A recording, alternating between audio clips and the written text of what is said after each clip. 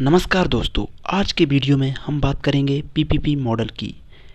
उपयोगकर्ताओं से user charges की वसूली के लिए एक अनुबंध के अंतर्गत निजी और सार्वजनिक क्षेत्रों द्वारा आपस में मिलकर किसी परियोजना के माध्यम से लोगों को इंफ्रा सेवाएं उपलब्ध करवाई जाती हैं। इसी को पीपीपी कहते हैं, यानी पब्लिक प्राइवेट पार्टनरशिप। लेकिन पीपीपी मॉडल के तहत बनाई गई परियोजनाओं पर स्वामित्व किसका होगा, सरकार का होगा या निजी कंपनियों का होगा, और उनका संचालन कौन करेगा, इसे निर्धारित करने के लिए पीपीपी मॉडल के कुछ उप मुख्य मॉडल हैं जिन्हें जानने की कोशिश करते हैं। तो पहला उप मॉडल है डीबी, जिसे डिजाइन एंड बिल्ड कहते हैं। इसमें निजी क्षेत्र की कंपनी किसी इंफ्रास्ट्रक्चर परियोजना की केवल डिजाइनिंग और निर्माण करती है।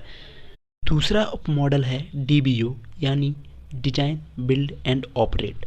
इसमें परियोजना के पूरा हो जाने पर निजी क्षेत्र की कंपनी द्वारा उसे सरकार को सौंप दिया जाता है, लेकिन सरकार द्वारा उस परियोजना को संचालन के लिए निजी क्षेत्र की कंपनी को लीज पर वापस दे देती है, ताकि वह निजी कंपनी अपने निवेश की वसूली कर सके।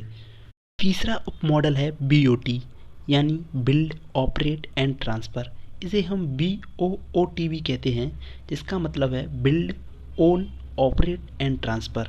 इसमें निजी कंपनी परियोजना के स्वामित्व का संचालन भी करती है, परियोजना का निर्माण भी करती है और एक निश्चित समय तक उस परियोजना का संचालन करती है, ताकि अपने निवेश को निकाल सके, और इस तरह वह टोल और शुल्कों की वसूली भी करती है, और समय के पूरा हो जाने पर जो स्वामित्व है वो सरकार को सौंप दिया जाता है। चौथा उप मॉडल है LDO, यानी लीज डेवलप एंड ऑपरेट।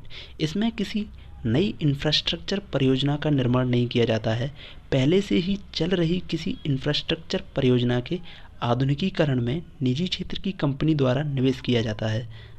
निजी कंपनी के निवेश की वसूली के लिए वह परियोजना निजी क्षेत्र की कंपनी को संचालन के लिए एक निश्चित समयावधि के लिए लीज पर दी जाती है, जिससे वह अपना किया हुआ निवेश निकाल सके। इस तरह यह उपमॉडल यह निर्धारित करते हैं कि किन्हीं पीपीपी परियोजनाओं में सरकारी और निजी क्षेत्र की क्या भूमिका होगी। धन्यवाद। उम्मीद करता हूँ वीडियो इन्फॉर्मेटिव लगी होगी।